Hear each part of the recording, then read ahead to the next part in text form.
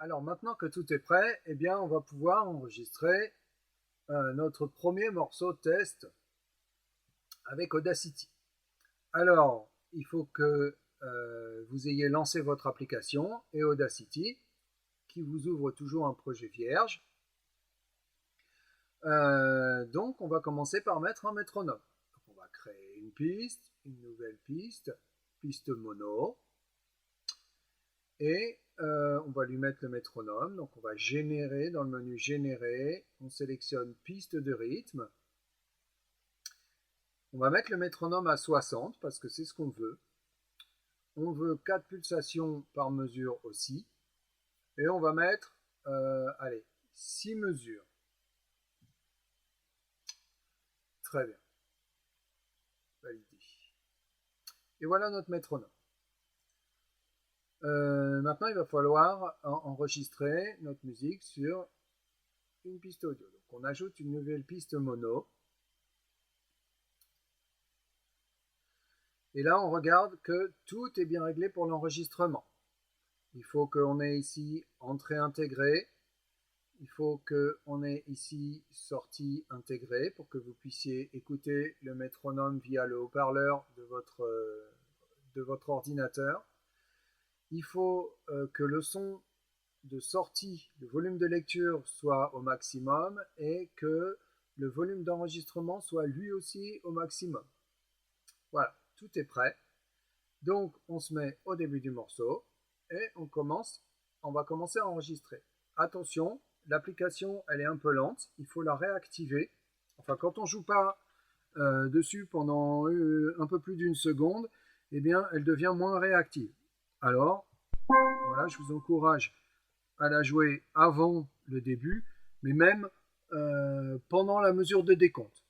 Donc, je lance l'enregistrement, je vais faire une note pour rien pendant la mesure de décompte, n'importe laquelle, et ensuite je commencerai à jouer. Voilà, c'est parti.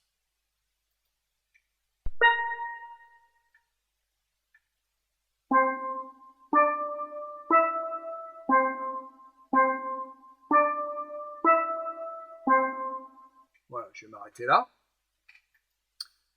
Et puis, ce que je vais vous demander, c'est de faire une deuxième version de ce morceau. Donc, vous allez encore créer une piste audio, ajouter une nouvelle piste mono. Voilà, elle apparaît en dessous. Et vous allez réenregistrer une deuxième fois le morceau. Alors peut-être que l'enregistrement que vous avez déjà fait va vous gêner. Donc dans ce cas-là, vous allez le mettre en silence. Voilà, en appuyant ici sur silencer. Très bien. Et puis on se remet sur cette piste-là parce que c'est ici qu'on va enregistrer. On se remet au début du morceau et on recommence. Attention, l'application va devoir être aussi réactivée pendant le décompte. Allez, c'est parti. J'enregistre et je joue. 3, 4.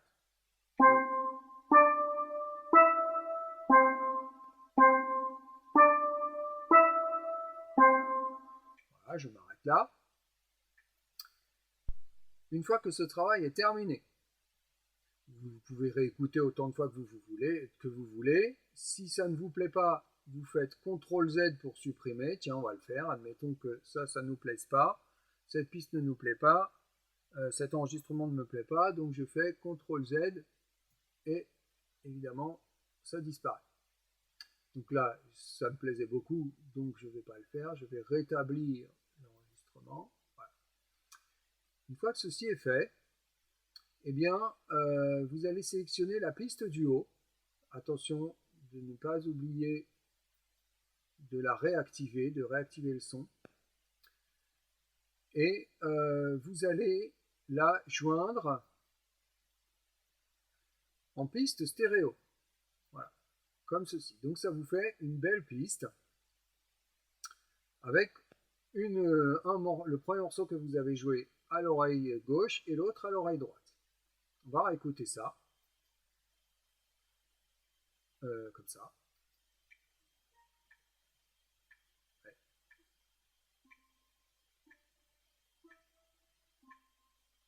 Alors évidemment, là, ça sort par le haut-parleur de mon ordinateur, vous n'entendez pas grand-chose. Mais vous pourrez réécouter avec le casque.